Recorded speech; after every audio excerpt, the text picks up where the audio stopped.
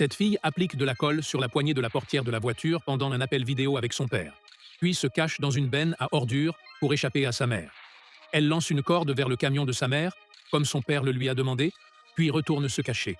Un homme portant un casque sort les ordures et, sans le savoir, pousse la benne dans laquelle la fille est cachée. Le père suit la corde, croyant que sa femme le trompe. Lorsqu'il voit la voiture bouger, il pense que sa femme est à l'intérieur avec son amant et tente de les confronter. Mais sa main reste collée à la poignée recouverte de colle.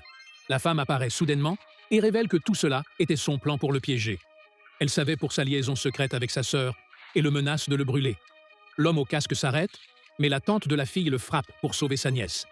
Elle demande où est la mère, mais la fille répond que seul son père connaît sa cachette. Quand la tante appelle le père, la fille la surprend et la frappe, car elle savait déjà pour leur relation.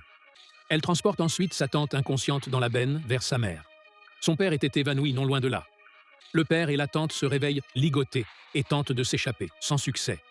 La mère confronte sa sœur, lui disant que son mari a cru à ses mensonges, au point de vouloir lui faire du mal à elle et à leur fille. La fille dit à son père que la tante lui a menti et qu'il a trahi sa mère. Elle explique l'avoir vu parler avec sa tante, qui accusait sa mère d'infidélité. Le père nie au début, mais la tante l'a séduit avec une offre de 10 millions de bahts pour qu'il participe à son plan. Elle l'a séduit avec l'argent et son corps, et il a cédé. La mère reproche à son mari d'avoir cru sa sœur sans preuve.